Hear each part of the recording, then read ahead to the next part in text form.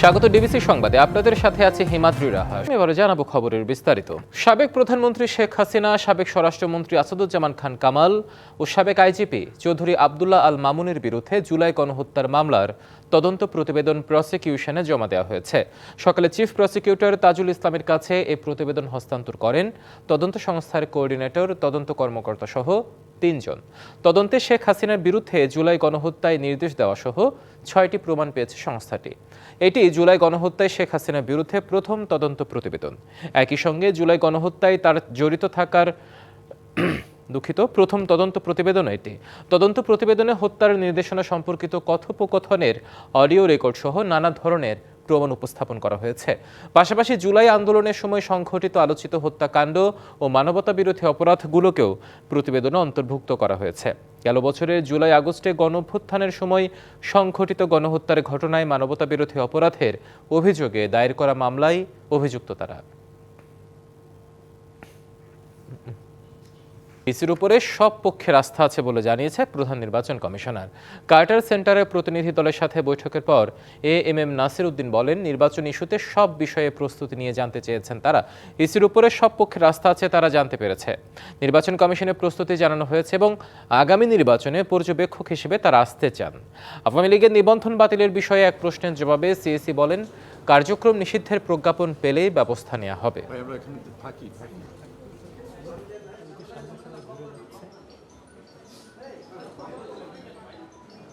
ওই বিষয়ে তো এখন আমরা তো আগে এখনো গ্যাজেটটা তো পাইনি সরকারের গ্যাজেটটা আমাদের কাছে আসলে আমরা তখন এটা বসে সিদ্ধান্ত নিব। এখন আমরা সিদ্ধান্ত নিতে পারি না, কারণ সরকার তো একটা, আপনাদের মুখে শুনছি, পত্রপত্রিকায় দেখছি, টেলিভিশনে দেখছি, কিন্তু ওইটা অফিসিয়াল ডকুমেন্টটা না পাওয়া পর্যন্ত আমরা এক্স্যাক্টলি কি হয়েছে এটা তো বলতে পারছি না।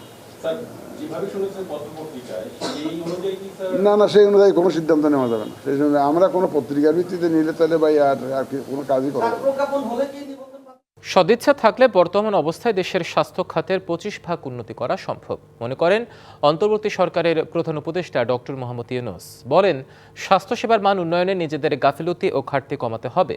প্রধান উপদেষ্টার কার্যালয়ে সিভিল সার্জনদের সম্মেলনে তিনি এসব কথা বলেন।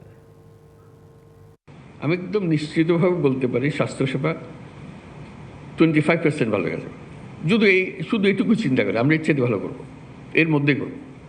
আর এর থেকে সুযোগ যদি একটু বেশি হয়, অন্যান্য জিনিস যেগুলো বলেছে, আরও নিয়োগ করা হবে, আরও পদ সৃষ্টি করা হবে, এগুলো পরে হোক। কিন্তু যেভাবে আছে এইভাবেই যদি আমরা করতে চাই, তাতে শুধু মন ঠিক করা যে আমি করবো, এই 25% কিন্তু অত্যন্ত মূল্যবান 25%। কারণ এখানেই মানুষ মারা যাচ্ছে এই 25%-এর ভেতরে, যেটুকু আমরা করছি না, যেটা আমরা করতে পারতাম। নানা ব্যাখ্যা দিয়ে সেটাকে ঢেকে রাখছি আমরা, কিন্তু ভেতরে আমি জানি যে আমি পারতাম। দেশবাসীর সমর্থনে আওয়ামী লীগের কার্যক্রম নিষিদ্ধ করা হয়েছে বলে জানিয়েছেন প্রধান উপদেষ্টা প্রেস সচিব মোহাম্মদ শফিকুল আলম। দুপুরে রাজধানীর সেগুন বাগিচায় ডিআরইউর সাগরুনি মিলনায়তনে মিট দ্য রিপোর্টার্সে তিনি বলেন, অন্তর্বর্তী সরকারের চাওয়া গণমাধ্যম মুক্তভাবে কাজ করুক। বলেন, জুলাই ঘোষণাপত্রের জন্য নির্ধারিত সময় পর্যন্ত অপেক্ষা করতে হবে। আমাদের গভর্নমেন্টের ইচ্ছাটা হচ্ছে যে দেশে ফ্রিডম অফ স্পিচ যাতে ইনস্টিটিউশনালাইজড হোক। এবং আপনারা জানেন, অনেকের ক্রিটিসিজম সত্ত্বেও আমরা কিন্তু কোনো মিডিয়াকে আমরা বন্ধ করি নাই। আমাদের সোসাইটি, আমাদের পলিটিক্যাল পার্টিগুলো সবাই কিন্তু এটা একসেপ্ট করে নিয়েছেন। আমরা যেই ডিসিশনটা নিয়েছি এটা ইউনিভার্সালি একসেপ্টেড হয়েছে। অতীতের সব রেকর্ড ভেঙে দিয়েছেন প্রবাসীরা। চলতি অর্থবছরের 7 মে পর্যন্ত এসেছে $25.27 বিলিয়ন, যা দেশের ইতিহাসে সর্বোচ্চ প্রবাসী আয়ের রেকর্ড। এর আগে দেশের সর্বোচ্চ প্রবাসী আয় এসেছিল 2020-21 অর্থবছরে $24.77 বিলিয়ন। কেন্দ্রীয় ব্যাংকের হিসেবে জুলাই 2023 থেকে 7 মে 2024 পর্যন্ত এসেছিল $19.72 বিলিয়ন। আর চলতি বছরের 7 মে প্রবাসী আয় এসেছে $110 মিলিয়ন। এ মাসের প্রথম 7 দিন এসেছে $735 মিলিয়ন, যা গত বছরের একই সময়ের তুলনায় 22.3% বেশি। তখন এসেছিল $601 মিলিয়ন।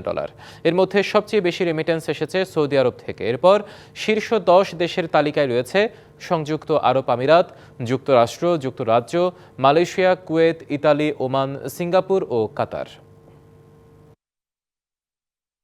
রাঙামাটিতে 2 ঘন্টা ধরে হয়েছে কালবৈশাখী ঝড়। ভোরের এই ঝড়ে বেগ ছিল প্রবল, সাথে ছিল ভারী বৃষ্টি ও বজ্রপাত। এতে শহরের বিভিন্ন এলাকায় বৈদ্যুতিক খুঁটি ভেঙে গিয়ে বিদ্যুৎ বিচ্ছিন্ন হয়ে যায়। বিভিন্ন স্থানে গাছ ভেঙে পড়েছে বাড়িঘরের উপর। তবে ঝড়ের কারণে কোনো ধরনের হতাহতের খবর পাওয়া যায়নি এবং বিভিন্ন এলাকায় বিদ্যুৎ বিচ্ছিন্ন রয়েছে। ঝড়ের ক্ষয়ক্ষতির পরিমাণ এখনও জানা যায়নি। টাঙ্গাইলের মধুপুরে সড়কে বিদ্যুতের খুঁটি স্থাপনের কারণে হুমকির মুখে পড়েছে কয়েক হাজার গাছ। কর্তৃপক্ষ নকশায় ত্রুটি থাকার কথা স্বীকার করলেও গাছের অগ্রভাগ কেটে স্থাপন করা হচ্ছে শত শত খুঁটি। এসব বৃক্ষ বাঁচাতে স্থানীয়রা অনুরোধ করলেও আমলে নেয়নি পল্লী বিদ্যুৎ উন্নয়ন বোর্ডের ঠিকাদার। এদিকে উপজেলা প্রশাসন ও বন বিভাগের কাছে নেই গাছ কাটার কোনো তথ্য। নির্বিচারে বৃক্ষ নিধনের ফলে জলবায়ু পরিস্থিতি হয়ে উঠেছে অসহনীয়। দেশের কোথাও কোথাও তাপমাত্রার পারদ ছাড়িয়ে যাচ্ছে 40-এর অঙ্ক। তাপমাত্রা সহনীয় রাখতে যেখানে গাছের প্রয়োজন, সেখানে টাঙ্গাইলের মধুপুরের রক্তিপাড়া থেকে কারোবাজার পর্যন্ত 14 কিলোমিটার সড়কের দুপাশের ফলজ, বনজ ও ওষুধি ছোট বড় হাজার হাজার গাছের জীবন এখন সংকটে। অভিযোগ রয়েছে পল্লী বিদ্যুতায়ন বোর্ডের সঞ্চালন লাইন স্থাপনের কারণে কাটা পড়বে শাল, গজারি, মেহগনি সহ বিভিন্ন প্রজাতির অন্তত পক্ষে 20,000 গাছ। এই নতুন লাইনের কারণে আমার এই গাছ কাটা পড়তেছে। আমরা চাই যে আমাদের গাছ থাকুক, বৈদ্যুতিক লাইন ওইটার মতোই করুক তারা। অনেক গাছ কাটা পড়তেছে, বড় বড় গাছটি একটু ফাঁকে দেন একসাল, তারা সব ফাঁক দেয় নাই, তারা গাছে তল দিয়ে গেছে। গাছ ও বনভূমি উজাড়ের ফলে জলবায়ু পরিস্থিতি সহনীয় মাত্রার বাইরে চলে যাচ্ছে দাবি পরিবেশ বিশেষজ্ঞদের। এটা স্বাভাবিকভাবেই এই খুঁটিগুলোকে সরিয়ে গাছগুলোকে রক্ষা করা সম্ভব। এই গাছগুলোকে কেটে বিদ্যুতের প্রবাহের ব্যবস্থা করি, তাহলে এই 30-40 বছরের গাছ আবার নতুন করে লাগাতে গেলে 30-40 বছর আমাদেরকে অপেক্ষা করতে হবে। নকশা ত্রুটির কারণেই এই পরিস্থিতি, বলছে পল্লী বিদ্যুৎ কর্তৃপক্ষ। পাশে দিয়ে নাও, মানে যাতে গাছগুলোও বাঁচে, রাস্তারও ক্ষতি না হয়। কোনো সময় যদি রাস্তা 10 ফিট বাড়ে, তাও যেন বিদ্যুৎ লাইনটা সেপে থাকে। এটা যারা পরিকল্পনা করছে, যারা এটা এক্সিকিউট করতেছে, তাদের সঙ্গে কথা বলতে। স্থানীয়দের লিখিত অভিযোগ পেলেও কার্যকর পদক্ষেপ না নেওয়ার অভিযোগ উপজেলা প্রশাসনের বিরুদ্ধে। আর বন বিভাগ বলছে এসব বিষয়ে কিছুই জানে না তারা। তো মানুষের অভিযোগ আছে, আমরা পরিবেশের কথা চিন্তা করে মাথায় রেখে বিদ্যুতের লাইনটাও যেন আমরা স্মুথভাবে নিতে পারি। যখন এই কাজটা শুরু হবে সরজমিনে, আমি নিজে থেকে কিভাবে গাছগুলোকে বাঁচানো যায় এবং পাশাপাশি বিদ্যুৎ, যেহেতু এটা আমাদের ক্রাইম নিড, এটাও যেন ঠিক থাকে, এই ব্যবস্থাটা আমরা করবো ইনশাআল্লাহ। তাদের বিরুদ্ধে আমরা আইনানুগ ব্যবস্থা নেওয়ার জন্য আমাদের যে মধুপুরে যারা আছে সংশ্লিষ্টদের বলেছি, তারা তাদের সাথে যোগাযোগ করে কিভাবে এটা বন্ধ করা যায় সেই ব্যাপারে ব্যবস্থা নেবে। চলতি অর্থ বছরে টাঙ্গাইলের ঘাটাইলের পাকুটিয়ার গ্রিড থেকে গারোবাজার সাবস্টেশন পর্যন্ত 33 কেভি সঞ্চালন লাইন স্থাপন প্রকল্প বাস্তবায়ন করছে পল্লী বিদ্যুৎ উন্নয়ন board. Sohel Talukdar, DBC news, Tangail. কাতারের রাজপরিবারের কাছ থেকে একটি বিলাসবহুল বোয়িং বিমান উপহার পাচ্ছেন মার্কিন প্রেসিডেন্ট ডোনাল্ড ট্রাম্প। বিমানটির মূল্য আনুমানিক $400 মিলিয়ন বলে জানিয়েছে রয়টার্স। এটি এয়ারফোর্স ওয়ানে ব্যবহারের জন্য উন্নীত করা হবে বলে জানিয়েছে সংবাদ মাধ্যমটি। মার্কিন সরকারের জন্য সবচেয়ে মূল্যবান উপহারগুলির মধ্যে একটি এই বিলাসবহুল বিমান। প্রেসিডেন্ট ট্রাম্প যখন ক্ষমতা ছাড়বেন, তখন বিমানটি তার ব্যক্তিগত সংস্থায় দান করা হবে বলে জানিয়েছেন একজন জ্যেষ্ঠ কর্মকর্তা। বিমানটি 1 জানুয়ারি 2029-এর মধ্যে ট্রাম্প প্রেসিডেন্সিয়াল লাইব্রেরি ফাউন্ডেশনে স্থানান্তর করা হবে এবং স্থানান্তর সম্পর্কিত খরচ মার্কিন বিমান বাহিনী বহন করবে বলে জানানো হয়েছে। তবে কাতারের এমন উপহার দেওয়াকে অনৈতিক এবং অসাংবিধানিক বলেছেন ডেমোক্রেটরা। ডিবিসি সংবাদ এই ছিল এখনকার মতো। ডিবিসি নিউজের সংবাদগুলো পড়তে ভিজিট করুন dbcnews.tv আর ভিজিট করুন ডিবিসির ফেসবুক পেজ এবং ইউটিউব চ্যানেল। ডিবিসির সঙ্গে থাকুন।